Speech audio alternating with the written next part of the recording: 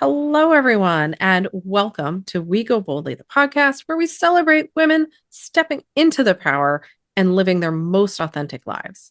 We are also thrilled to be a part of the Power Moms Network. At Power Moms Network, we are empowering moms and creating a community of mothers, mentoring other moms to greatness. Please join us over there. It's a very, very nice place to be. Speaking of creating community, everyone, are you ready to connect with an incredible community of like minded women? Head over to www.goboldlyinitiative.com/weekly circle. And you can learn all about our Go Boldly Weekly Women's Circle. It's your space to share, grow, and thrive alongside other women who are as passionate about their personal growth as you are. So sign up today and let's embrace this journey together. It's really fun, and we would love to see you there. So all of that being said, let's head on over to today's show and get Tova on here talking. Hey, Tova, what are we talking about today?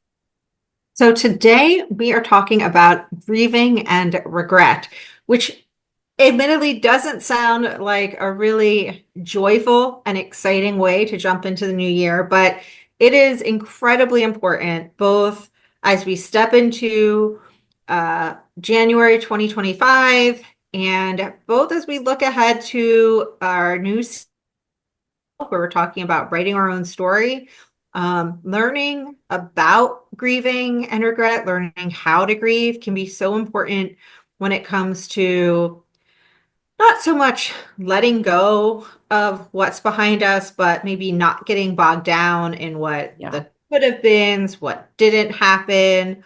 Oftentimes when we are setting goals, for example, in the new year, a lot of it for a lot of us, I think, is moving goals over from last year to this year. And there can be a lot of guilt and regret and even grief attached to that. And it can be hard. And because of that, we don't often see the things that we did accomplish, right? So oftentimes when we don't accomplish one thing, it means we're busy accomplishing something else, which could be reconnecting with friends, doing something else that's magical. And so, yeah, this is a good topic. Yeah, and I think it plays into our upcoming season 12 where we talk all about, writing and living your own story in such an important way, right? Grieving and regret are tough topics, but the goal I think with talking about these things and sort of moving through them is to get to some level of acceptance, right? And in order to be the person driving your own story and writing it and making intentional decisions and all of those things, accepting, maybe what happened and what didn't happen and how things happened and decisions you've made. And acceptance, as we've talked about, doesn't necessarily mean just sitting and being okay with everything and not, you know, reaching for something else or, having goals or things like that. It means accepting that this is what happened, this is how it was, and it doesn't have to be that way anymore, but we don't have to, as you said, Tova, sort of sit in it and kind of wallow around in the mire and the muck. Sometimes we do, but eventually we can move through that, right? And I think talking about grieving and regret, and this episode for me, I have a terrible memory, as most of you probably already know by now, but I believe that this episode was really intense in the sense that we got into a lot of the like grieving what you never had and you thought you would, right? And so I think that's such a big topic for these sort of this time of year and for figuring out like what's your next step? What's your story going to be in the future? What do you want it to be? So I hope you'll listen in with us. We love this episode. We think it's really going to help and lead us into a lot of good conversation going into season 12. Yeah, and I'll just add really quickly, even when you make a decision that you're excited to make, you might be, leaving a marriage behind that in 2024, or leaving a career behind, and you're excited for the next step. You're excited to write that new story that we're going to be writing in season 12. There can be some grieving that needs to be done, letting go what could have been and what didn't happen. And so We hope you really enjoy this episode. We are excited about it. We're excited to reshare it with you, and we hope it gets you ready for season 12. So enjoy. The Power Moms Network, empowering moms to lift the world.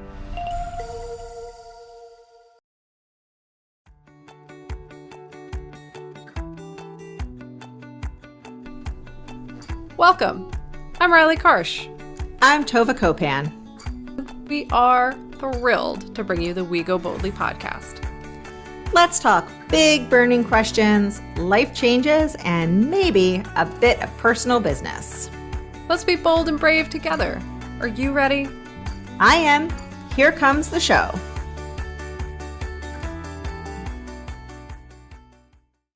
Hello, everyone, and welcome to We Go Boldly, the podcast. We are very, very happy to have you with us today, and we are continuing our conversation around embracing your power. Season 7. It's very exciting. I am one of your co-hosts, Riley Karsh, and I am, of course, here today with my amazing, fantastical, wonderful co-host, Tova Kopan. How are you today, Tova? What's happening? I don't know. I think I'm good. I think we're going to go with good. The last week and a half has been bumpy. Yes. And I am hoping that by the time this comes to you folks, which is like in a week and a half, that it will be like boring. I hope my next week and a half is uneventful. I love when things are uneventful. But the last week has really forced me to kind of have a reckoning with myself and the universe. And the universe has sent me increasingly loud and difficult signs to remind me that I cannot control everything and that I need to work on reminding myself to surrender and trust and let go. And yeah, fortunately, since I had that realization, the universe has kept itself to itself.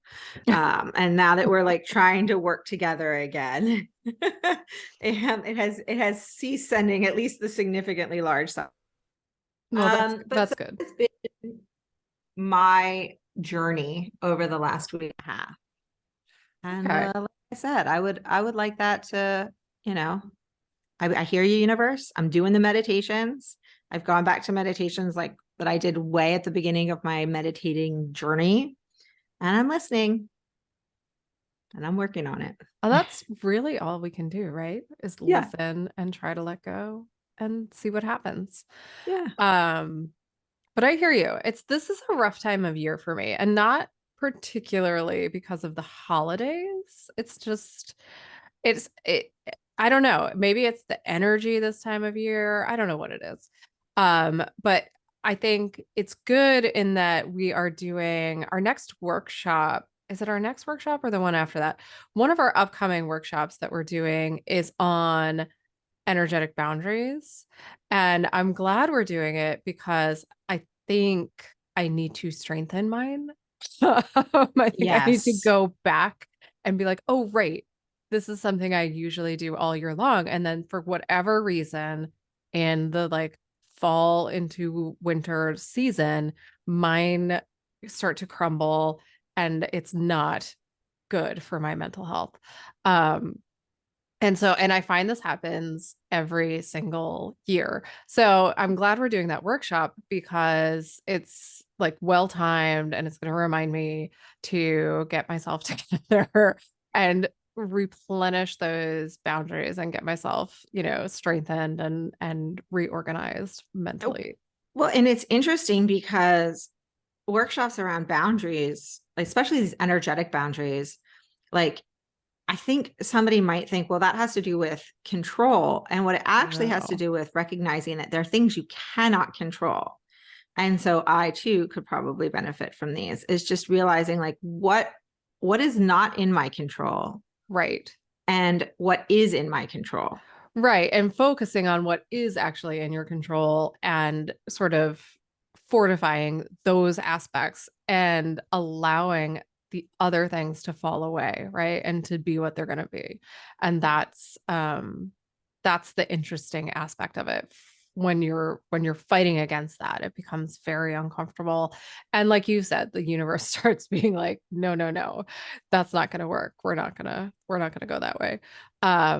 So anyway, today we are talking about grieving and regret. Light topic, real easy to get through.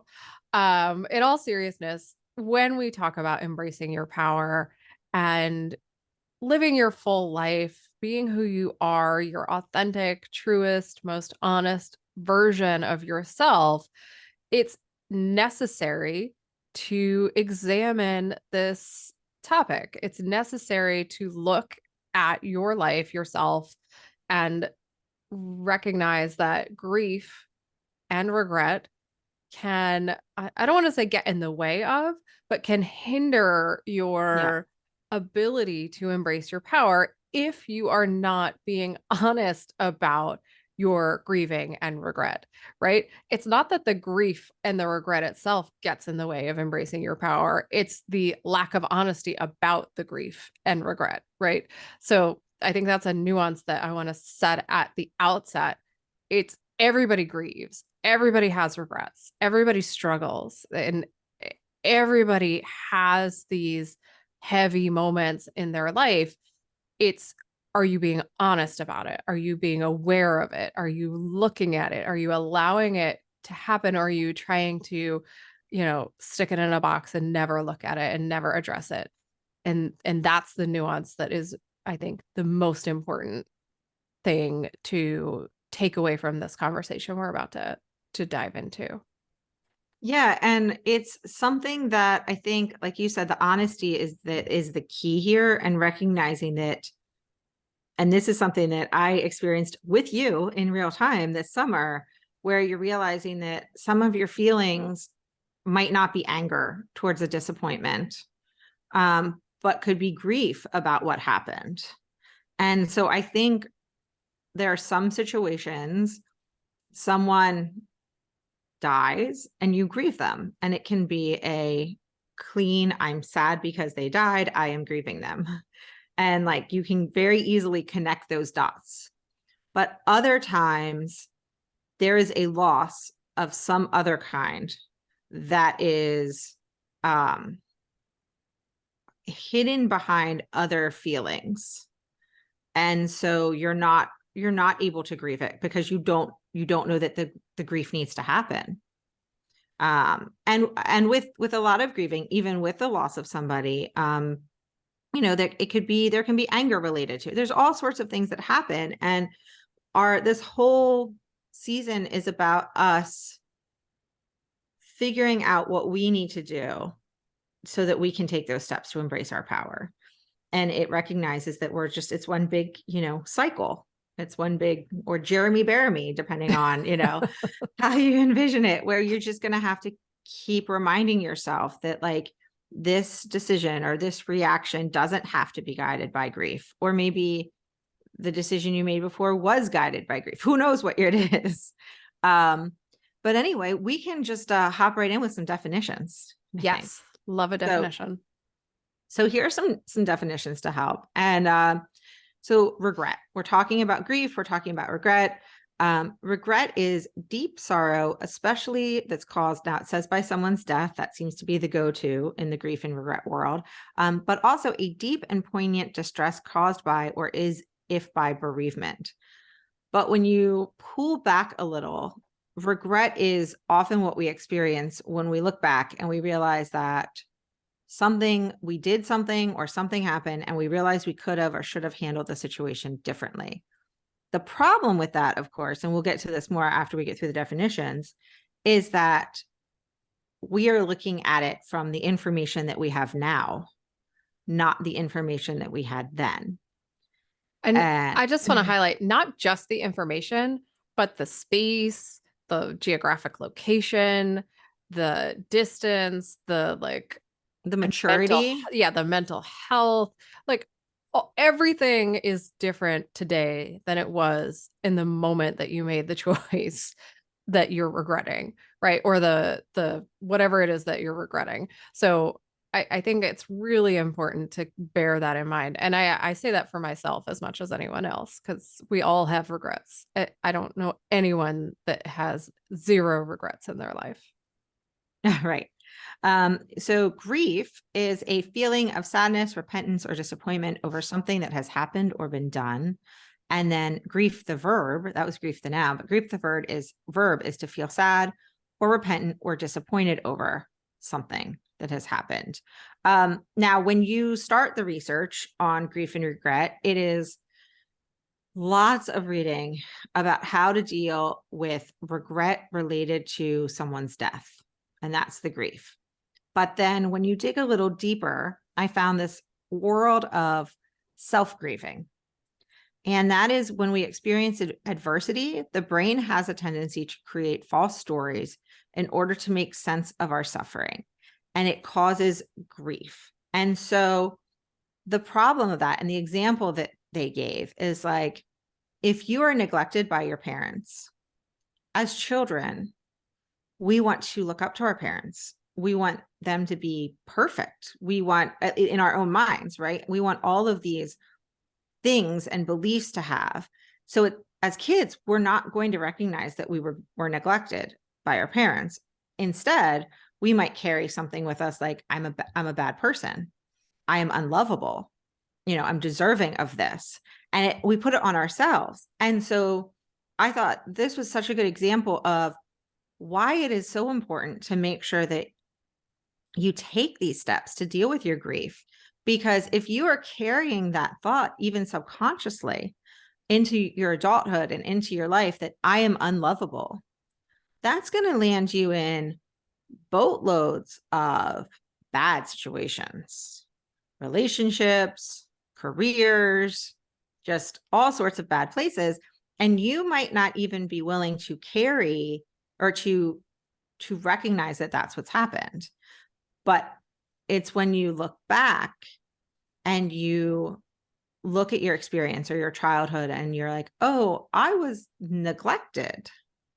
And I think this can happen a lot for parents. If we're talking about this particular experience, for parents when they become parents and they look at the behavior of their parents and they're like, I would never do that. And then it's like, oh, well, why did they do, so that's how it can get kind of exciting. But we are going to mostly focus on this concept of self-grieving and regret as it relates to grief and self-grieving. At least that is our plan for today. Right. We'll see where this Who takes knows us. what will happen, as always. But as you can see, all of these concepts are intricately woven with our sense of self-worth and our ability to sort of fill ourselves with our truest version of ourselves. Because if you're spending your time kind of living in the past, if you're spending your time living in regret, living in grief, it's very hard to focus on who you are today and who you want to be and how you want to be. And that's, again, that's why we want to talk about this. And it's a hard conversation to have because grief is a natural process, right? Like we're not suggesting that you shouldn't grieve whatever losses you have. We're suggesting that you should be honest about the grieving and that you should try to the best of your ability to allow the grieving process to happen. Some of us fight tooth and nail against the grieving process. And, that's also somewhat natural, right? Like nobody wants to grieve. It's not fun. It's not like, ooh, yay, I get to grieve today. But the more you fight against it, the worse it gets for you. And I just want to back up for a second and say, one of my experiences and one of my takeaways from my own therapy process is that anger is often a mask for sadness. And so if you are grieving and you are in anger, and that a lot of people do, and I certainly did. Um, and that's natural and normal and okay, and whatever you're feeling is okay. It's it's often like the next natural step is to break through that anger and get to the sadness. And so if you're stuck in anger, don't don't worry. Like you're going to get to the, oh, I'm actually really sad now.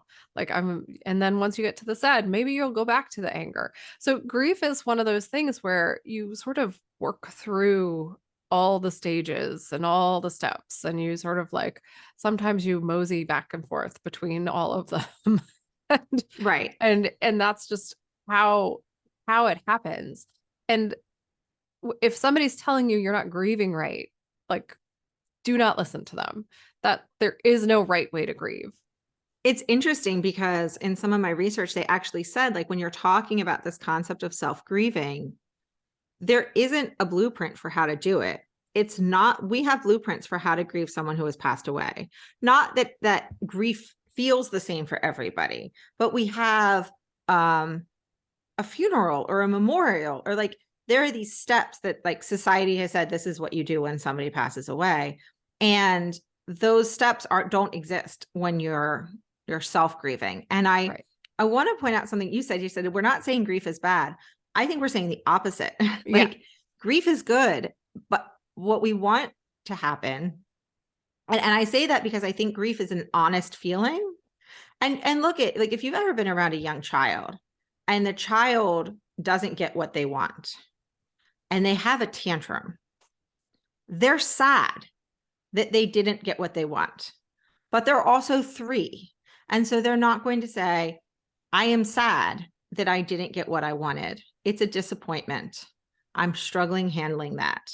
Instead, they're like, I hate you, mommy, and I'm going to throw this car at you because you didn't give me my lollipop, like, Yes. and that's what happens when we're adults too. And it is because just like that toddler, we sometimes struggle to figure out what we're actually, sometimes we struggle to figure out what we're actually sad about.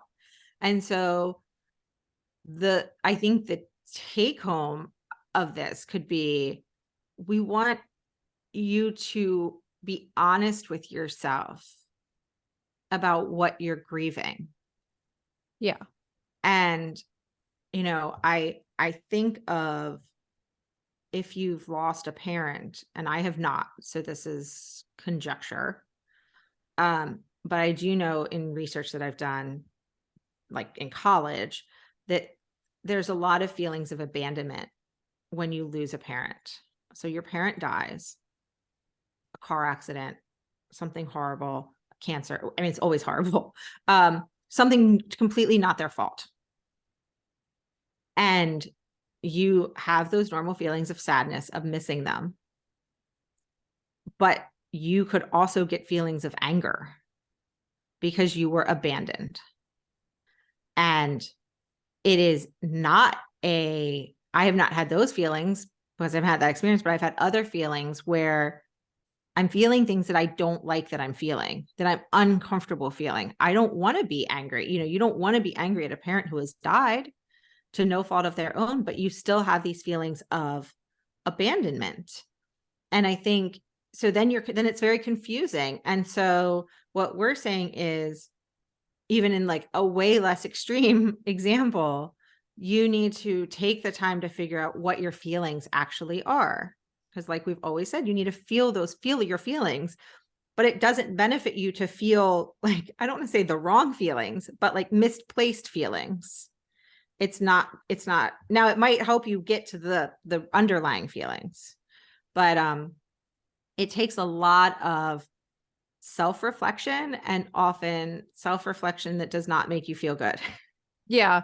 Well, and I do also want to say sometimes the actual like underlying feeling is just too much. And Yes. sometimes it's too hard to feel it. And especially when we're talking about a loss of some kind, right? Whether it's a death, or if we're talking about once you've recognized that something was, horribly traumatic in your life and you want to, and you're grieving that, um, sometimes it's easier to be angry than it is to be sad. Sometimes it's easier to be sad than it is to be angry. It depends Yeah. on who you are and how you function in the world. Um, and that's okay. Like it's okay if you need to protect yourself for a while and deal with things that way. And it's you have to do what's right for you. And I would encourage anyone who's dealing with that scenario to seek professional help and to find a therapist who can help you work through that because that's really, really hard. It's hard to be angry all the time and not know, like why am I still angry about this thing that happened 20 years ago? Or whatever it is. Or why am I angry at my parent who died if that's what it is in your example, Tova. Um, Which was but to admittedly a super extreme example. no, but But I mean, it is a real thing that happens.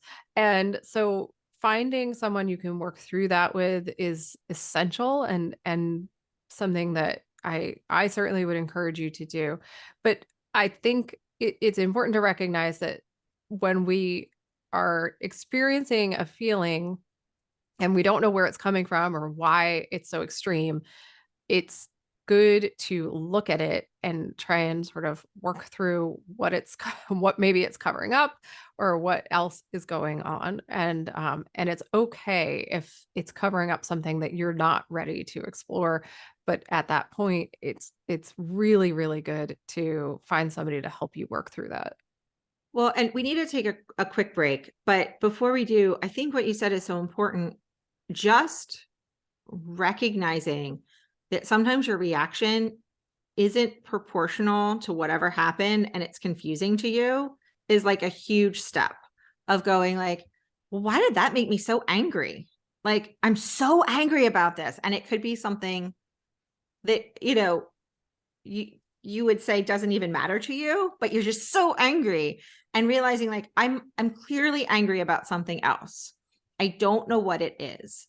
And I have sat with my children and talked about this. And this happened a lot during COVID, to be honest, where there was just this underlying frustration and anger. And we didn't know, they couldn't put words around it. And so, I talked to my 8-year-old because he would be angry. And it was so freeing for him to know that sometimes people are angry and they don't know why. And they have to do a little work to figure it out. Like that was like an aha moment. And what I got used to saying to him now is, I can see you're angry. Do you know why you're angry? Because it gave him the space to say, no, Right. like, no, I don't know why. Which is so liberating to be able to just admit that you're like, you don't you don't know why. My cat is, for everyone who's not on YouTube with us, my cat has now engaged in the podcast and he is getting in the middle of the screen. So I'm sorry, I'm getting distracted. Which is good. We needed a moment of lightness. And so we're quick break. And then we're going to come back. And I just want to circle back to, because I feel like we're going to jump into the self-grieving, and it's going to be a great conversation for the rest of the time. But I want to just mention a few quick things about regret. So we will be right back. And stay tuned. Sounds good.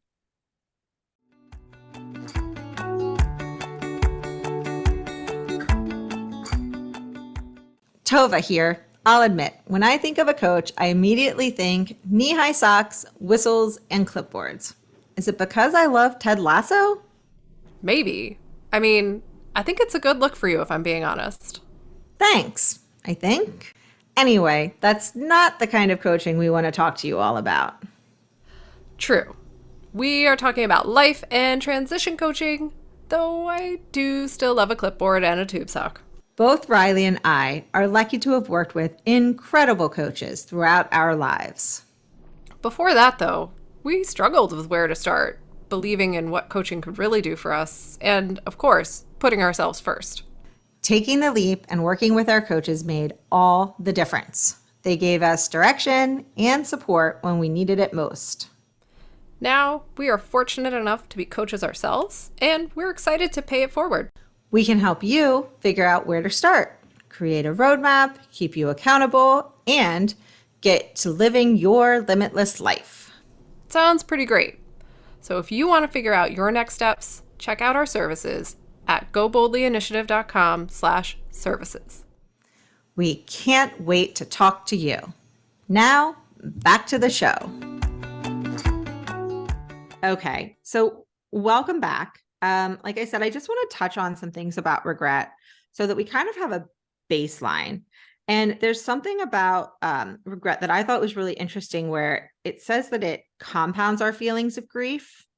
So I think sometimes it's easier to look back on the past and say that there's things that you regret, but you're not dealing with like the underlying reasons of maybe why you regret them. Like you could say, well, I regret going to that college. Okay, but like, why did you choose the other college? Like, was there something in your life impacting that choice? And obviously, like you said, Riley, we were the people that we were then, which, is not the people we are now. But there could have been other things happening that you're not even recognizing that made you make these decisions. And so I think it's important to know that I think regret is one of those other sort of top layers of feelings that like is often there covering up something else. And it could be hiding it purposefully, or it could just be the first feeling, the top layer, the icing, so to speak, but like bad icing. Icing that's gone bad. Definitely. Yeah, icing that's gone bad. And I think that, regret can and has been shown to, like, if you're constantly regretting something, it could be a painful feeling, a painful experience, have really huge impacts on you physically and emotionally. Like, obviously it can cause mental health issues. I think everything can cause mental health issues. We figured that out, but it can also result, this chronic stress. It could result in chronic stress where the way I always describe it is like your bucket is just full all the time. Like it's just to the top. So any little thing just cause you to pour over. And chronic stress is so bad for your body. And it can cause hormonal issues, immune system issues. So like I said, it's that kind of top layer that often is a companion with grief, but we sometimes don't realize that it's a companion with grief.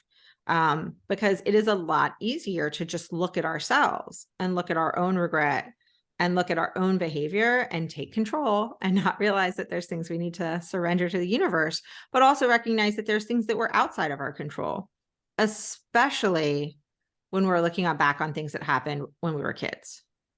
Yeah. Well, and I think that is extremely important to recognize. If you as an adult are looking at you as a child and judging your behaviors and going, I can't believe I did that, or I can't believe I made that choice, or labeling those behaviors that you undertook as, as a minor with your, if you're 30, 40, 50, however old you are, with the lens of an adult, and you're judging that and you're judging it harshly, you've got to look outside of that and think about it as if you are two different people, because you're not, you're not the same person anymore. You may have the same core values in some way, that, we've talked about that before, but you as an adult are not you as a child, and you as a child were owed a great deal of protection.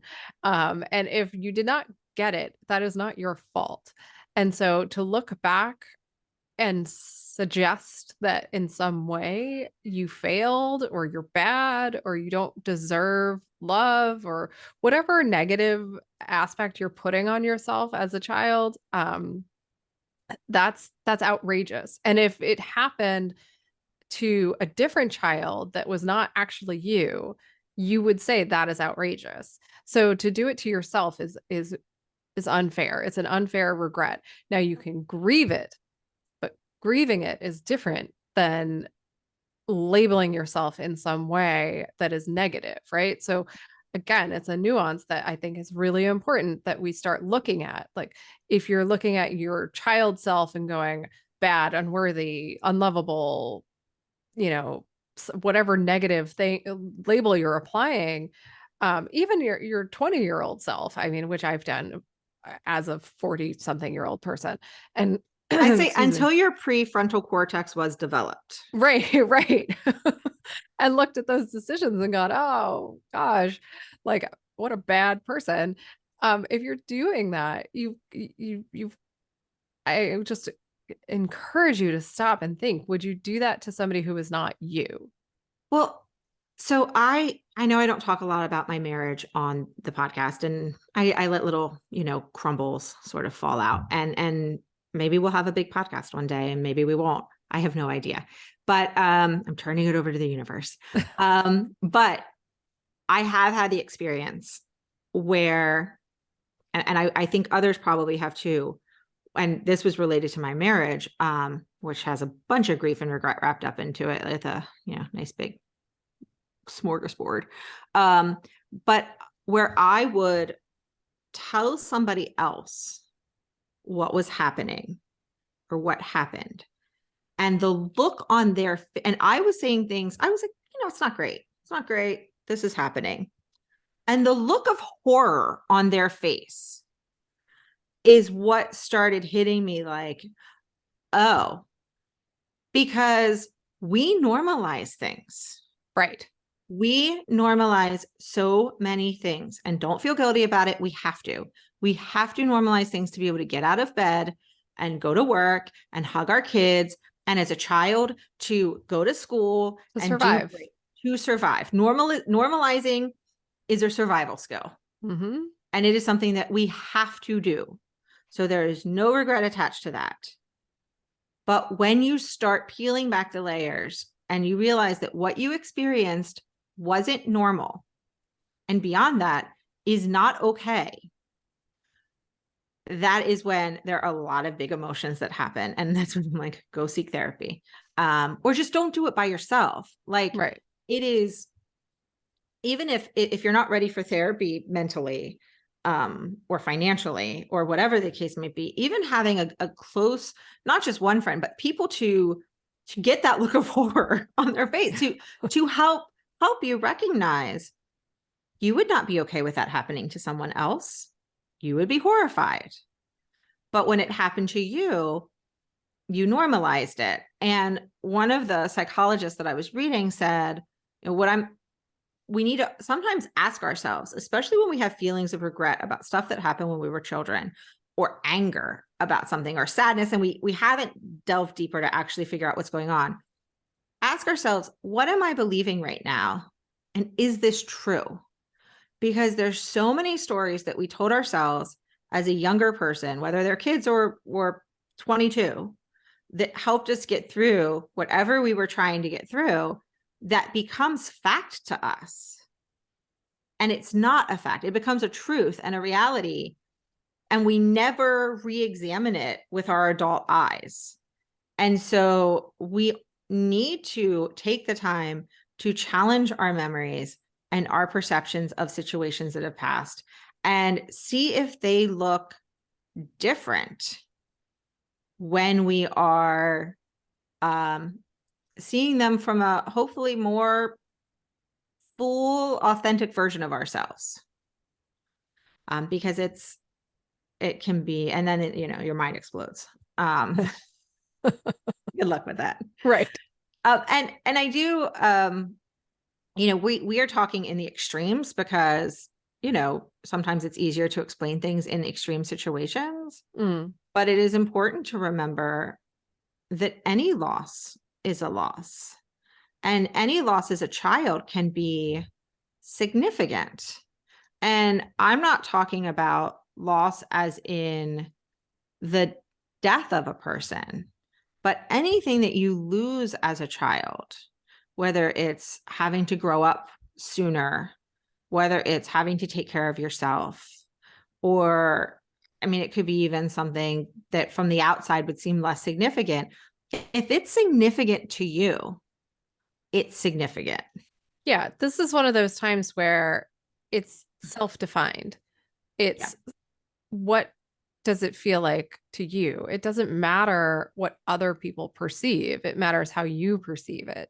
So, it could be like, I remember when I was in third grade, my best friends moved away. They were twins and they moved away. And it was devastating for me. I was completely lost without these girls because I had no other friends. It was devastating. That was a real loss. I grieved the loss of that friendship. Now, is that to the outside world like some huge traumatic event? Would other people think, oh my goodness, I can't believe she went through that? No, people move away all the time and friends move away all the time. And this is like a normal experience in life. But I am, a highly sensitive person who is extremely shy, and it takes me a long time to make friends. And so for me, it was traumatic. Right. So that's just one example of a seemingly small experience that for me was a real loss. Um, and so in your life, there may be things that have happened or will happen in the future that are actual losses for you that other people would disregard or wouldn't experience in the same way. So it is the important part of the conversation is, how is it impacting you? How is it causing you to feel, not how do other people perceive it? And that's a big mental switch for a lot of people to make, because we spend so much time worrying about what other people think and how other people perceive us and all of that crap. It's not about that. It's about, how do we feel on the inside and how is it impacting us on the inside? And then from that perspective, what are we going to do about it? How are we going to manage it? And that's the more important conversation to have. Yeah. And I think that, just in case anyone is sort of, I don't know, tuning out, I think I have the tendency of like, well, it was in the past, or I did in the past have the tendency to be like, well, it was in the past. There was something I read and I highlighted it in our outline because I thought it was so important, which is that self-compassion is not the same as self-pity. So when you are looking back and you are having these experiences, right? And you're taking the time to figure out, and you might sit here as you're listening going, there's nothing I need to do. But maybe we've planted a seed, and 3 months from now, or at Thanksgiving or at Christmas, somebody will say something and you will get so mad. And you're like, why do I always get so mad at this? Dig a little deeper, right? And figure out why you always get so mad at that, right? And I will go back to something I've said here and I will say over and over again until I believe it and everyone else does. And it's something Glennon Doyle said, which is that anger is not saying that something is wrong with you. It is saying that something is wrong. So if you get angry at something, and I think this happens when we don't set our energetic boundaries and we haven't examined the past, right? And the holidays are coming up and you get angry at something and it does not feel proportional even to you. That is like a big, loud blinking light that something is wrong and you need to figure out what that is. And looking back and being kind to ourselves is not pitying ourselves. It is being compassionate and caring. And it is not being stuck in the past. It's actually allowing ourselves to experience the feelings that you may never had so that you're not stuck in the past, right? Getting angry at something disproportionately because you haven't dealt with underlying issues is actually what being stuck in the past looks like. So I think we need to take one more quick break. Yes. And then we can come right back and talk a little bit more about all of this very fun stuff. We'll be right back.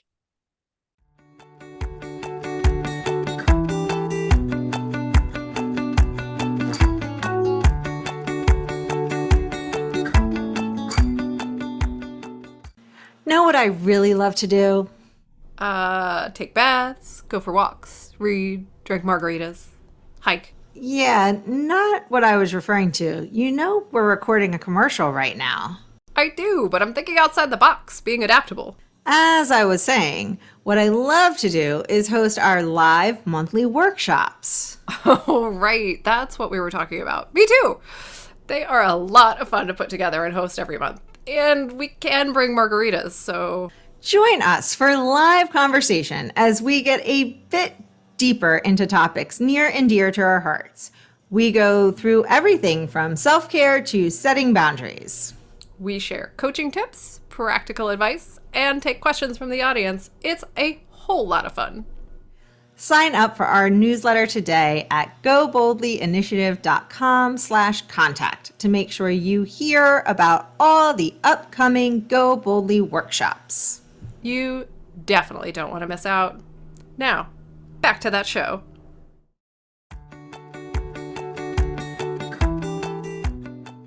Okay, so welcome back, everybody.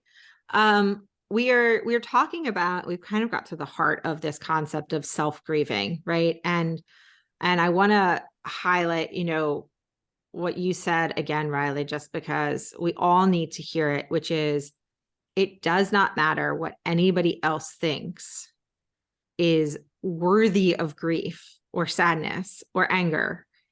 If you are sad about something, if something affects you significantly, then it affects you significantly.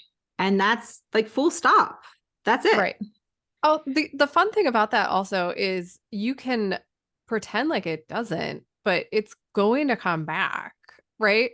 Like it doesn't matter how many pretty boxes on shelves you put your feelings in and hide them away. Eventually, like it's like a jack in the box, right? Like it will just pop out of the box and like bite you in the butt at some point. And if you don't choose the moment will choose you, and then it's like a really inopportune moment.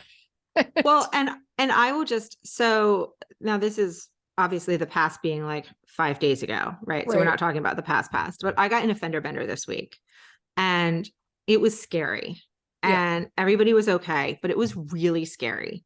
And it was startling and it was scary. It was scary. Yeah. And I did not have time that day to deal with my feelings, right? It was Halloween. So it was like, there was a child in my car with me. So I had to deal with his feelings. And then there was Halloween stuff and it was a half day. And, it was our Go Boldly Together circle. So I dealt with the little feelings there, but then it was just like, go, go, go. And by Tuesday, I was exhausted. I texted Riley at like 5 o'clock or something at night that was just like, I'm done. I am exhausted. By Thursday, because I still wasn't taking the time, I went to a concert Wednesday night, super fun, but not dealing with my feelings. By Thursday, I had a headache. So that was the progression. And I talked to my therapist on Thursday about it. And she's like, listen, it takes a couple days often for your body to even let go of some of the stuff. And that's when you're actively feeling the feelings. And so, she said, just be kind to yourself, like work on being kind to yourself. And so I ran a bath and she said, just try to pamper yourself a little bit to let yourself feel the feelings of it. So that was a 4-day snapshot from a little fender bender, right? And what happens if that's from like 20 years ago? And there's a reason that there's an incredibly popular book called The Body Keeps Score, which is your body keeps score. Your body holds on to all of this stuff. And, my son and I were having words because he is in middle school and apparently that's the norm. And it was Halloween and he didn't like his costume. And he said he blamed himself for the accident. And I said, none of this was your fault. I am in control of my own emotions, sometimes not very well, but like I think I said, I'm responsible for my own emotions. Right. And I'm responsible for my own actions. And I said that over and over and over again. And I don't know if he believed me, but I will keep saying that to him, that I am responsible. Like you're not responsible for taking care of me. And you're certainly not responsible if I have big emotions. That's on me. But I think about what would have happened, and hopefully this won't be a moment that he's grieving 30 years from now, but like, what would have happened if I hadn't said those things to him? And he blamed himself for this. Now, once again, nobody was hurt. It's, a bumper. That's what they're for, I suppose. But like, what if he was carrying him with him for a very long time. And think about how kids' minds work, where Right. things are bigger than they actually are. Everything's bigger. Everything is felt stronger than they probably would be as an adult, right? Because they haven't been through as many feelings, right? Things taste different when you're a kid, like just like our taste buds, our emotions get worn out as we get older. And so, like, I just think like in somebody 30 years from now could be like, why are you so upset? It was a fender bender when you were 11. But to him, it could be, hopefully not, but it could be like a huge thing. And so I think that is how, going back to what it means to be self-grieving and what it means to not judge your own feelings. You don't get to judge what the child version of yourself or the teenage version of yourself felt. It's not worth it. It just is what it is. And so in the first step, as I was reading, that they said the first step that we do to self-grieve is to admit that we have experienced a loss. And I think that can be the hardest part, is even admitting that there is something to grieve.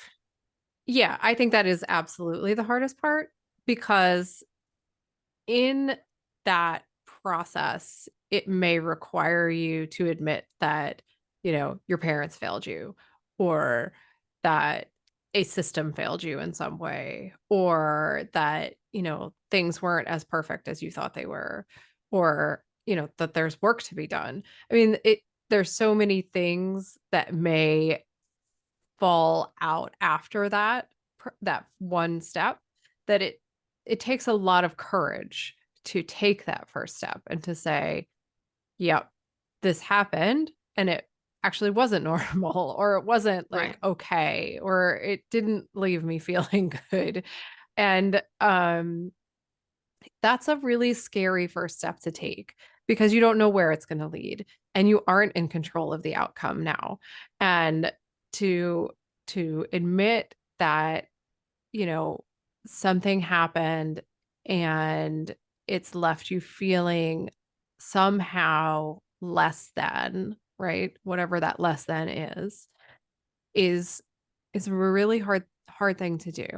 And that's why we suggest therapy. That's why we suggest life coaching. That's why we suggest, doing this with some guidance and help.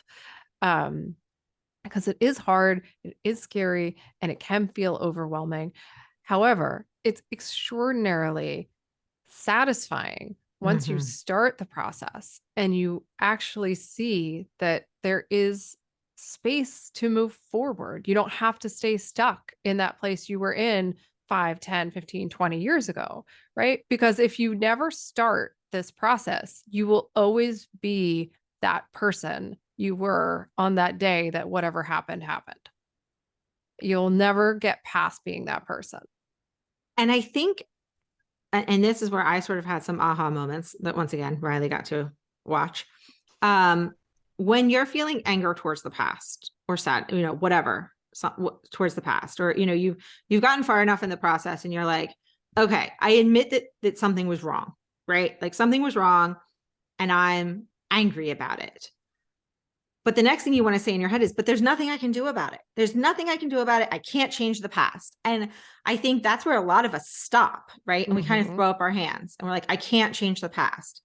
No, but you can grieve it. Yep. You can acknowledge what happened.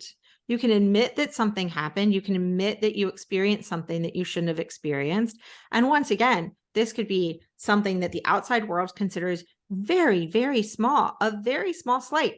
An adult being unkind to a child is something that a child shouldn't experience. So if a teacher was unkind to you, if a relative was unkind to you, even quote, just in words, you are allowed to have that be a loss for you. And it could have been something that you have been carrying with you. It could be something that anytime a figure of authority in your life says a certain thing, it takes you back to that moment and you don't even realize it, right? So that's why, like, as we're talking to people, I'm sure somebody's listening and going, my childhood was fantastic. And I genuinely hope it was.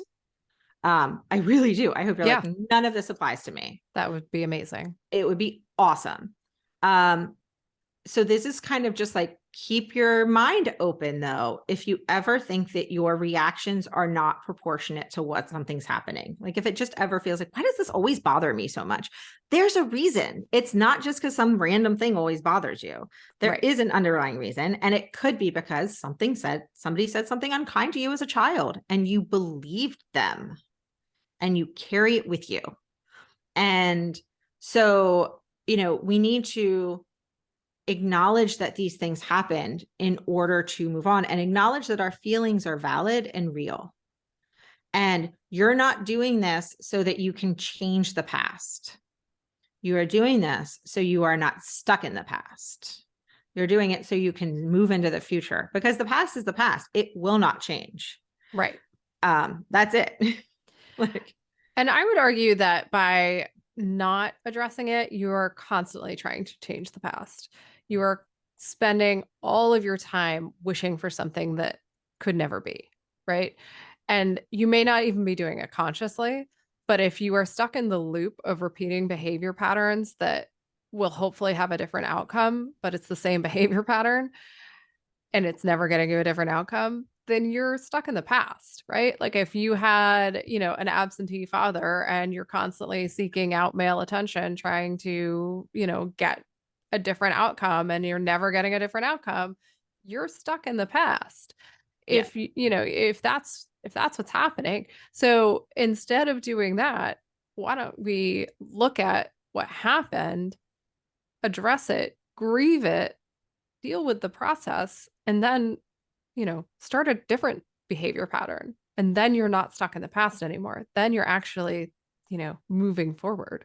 Then you have grieved the loss, integrated your feelings, and you've moved forward and you're doing something new with your life. You're experiencing a new behavior pattern. And you're able to embrace your power, right? So maybe you're like, I do embrace my power. I do all these things. I'm stepping forward. I'm listening to my inner voice and I'm being my most authentic self. And then every once in a while, something happens that you are taken back to that 12-year-old person that you were. And it's I just watched a Hallmark movie where people were jumping through space and time as ghosts. And every time though, they would be like, oh, that was rough. Like they called it snapping back. Oh, and God. and they're like, oh man, that was rough. And but that's the way it can feel sometimes, where you're standing, you could be standing on a stage talking to people and you're living your best life. And then it's like a rubber band. Something happens and it snaps you back and you're 12 years old. But you might not know that that's what's happening, right? You just know that somebody did something and it made you angry or it made you really sad. And you're like, why is that comment make me so sad? Why does this bother me so much? Right. And this is what we're talking about, because unknowingly you are still stuck in the past. Yeah. And your emotions and your reactions and your experiences are coming from the past. And so this is to not have that happen, right? We need to admit that that's what's happening, to acknowledge that that's what's happening, that acknowledge our feelings are real.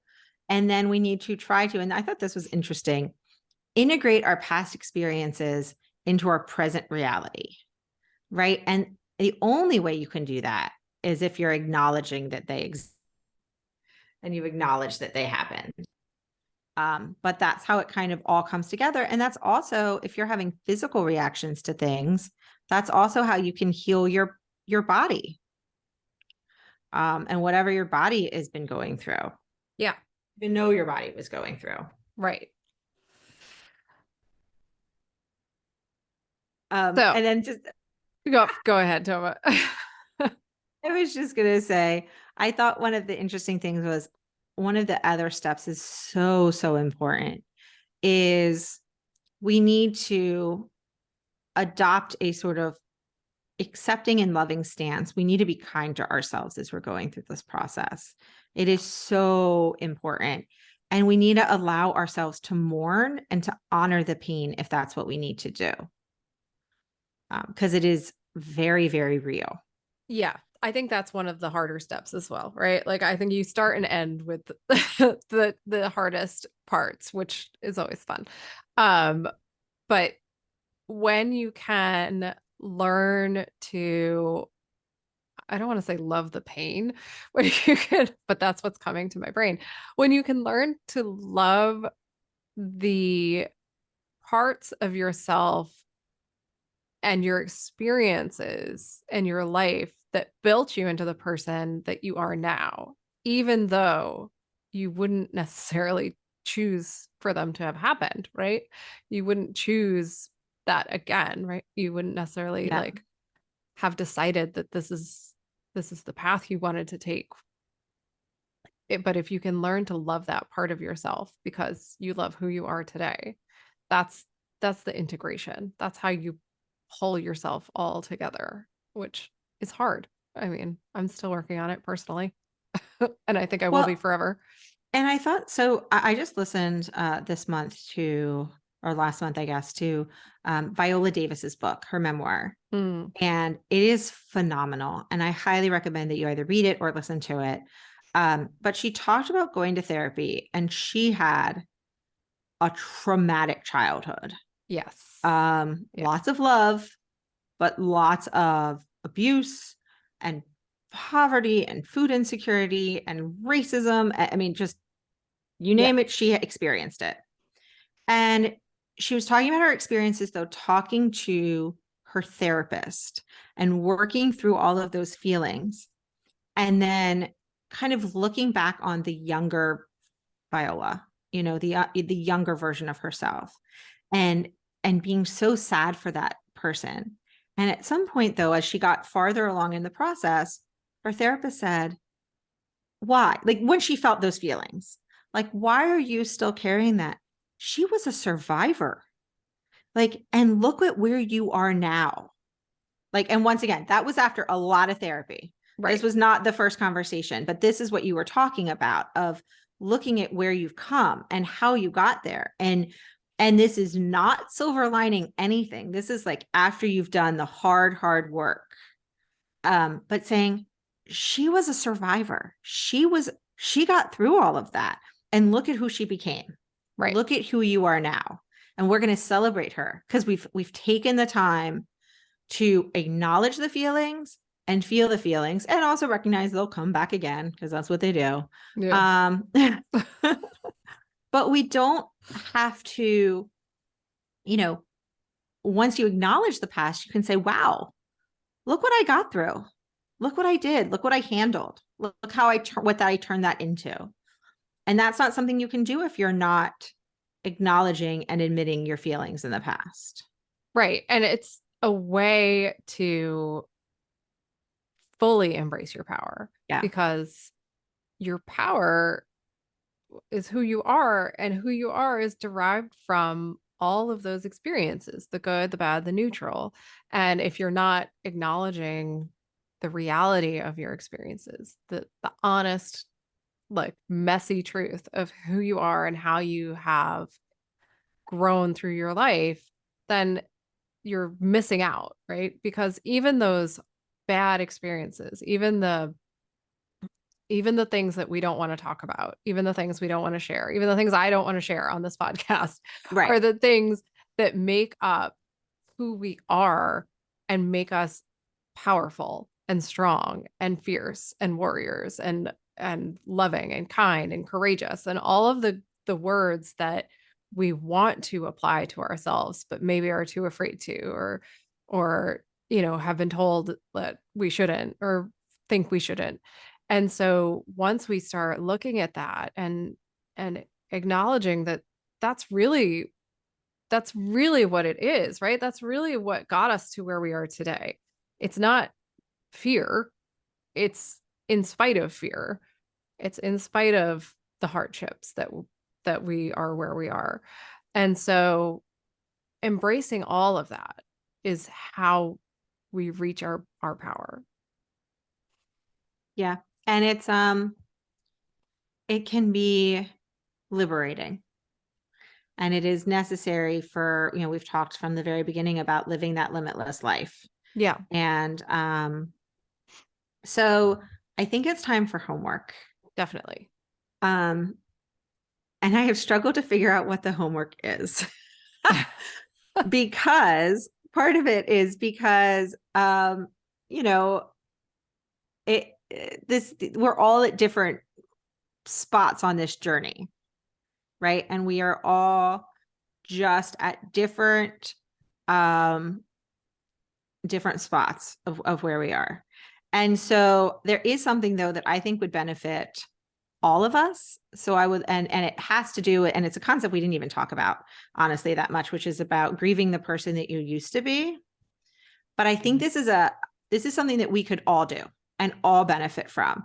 So obviously, the sort of unofficial homework is to start paying attention to your feelings and your emotions.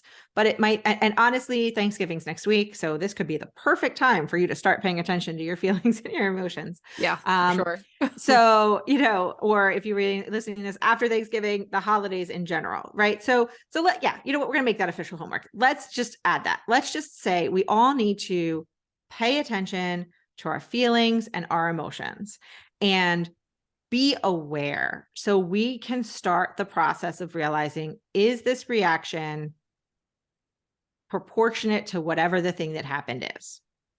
So that's step one.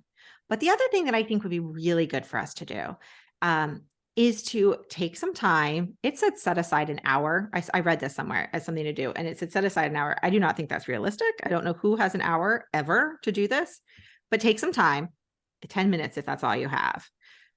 Find a picture of yourself. Now, it could be a picture of you in the past. I want it to be a picture in the past. And it could be a picture of you at your best moment, at your worst moment, whatever. Just find a picture of yourself, whatever speaks to you, and thank that person for taking you this far. And let them know that you'll be taking those memories with you and carrying them forward with you. And maybe this will, for some of you, this will be a really easy task and it'll be a joyful task. And for others of you, this might open up something deeper. And then, reach out to us and we'll figure it out with you. But I think that it is always good for us to honor the person that we were before and to whoever they were. And because even if it's a person that you don't want to ever be again, they were a very important part of getting to where you are now. And so I just think that's a really good thing for all of us to do. So that is your homework. And then, of course, we would love to have you join us, especially this time of year where we need to make sure we're taking an hour each week at minimum, I dare say, for ourselves. And if you struggle to do that, please join us on Mondays for our Go Boldly Together circle, because it is that hour you need for yourself to start your week off right. And it's amazing when you start your week with an hour for yourself, how you start prioritizing taking some time for yourself throughout the rest of the week. So I believe that's our homework, and that's it for this week. Sounds good to me. And I can't say enough how important it is to make time for yourself. So hopefully we will see you in our circle. And either way, we will see you back here next Wednesday with a new episode. Have a great week, everyone. We will see you all soon. Thanks so much for listening to We Go Boldly podcast. We know you're busy and we love spending time with you. If you enjoyed this week's episode, let us know. Head to Apple Podcasts right now to rate and review our show. While you're there, be sure to click that subscribe button. Want more us time? Follow us on all the socials at Go Boldly Together. Want even more us time? As in all the coaching pizzazz. Find us at goboldlyinitiative.com for all the info. We will be back with more excitement, research, and deep thoughts next week. Until then, keep on being the bold, brave, amazing people we know you already are.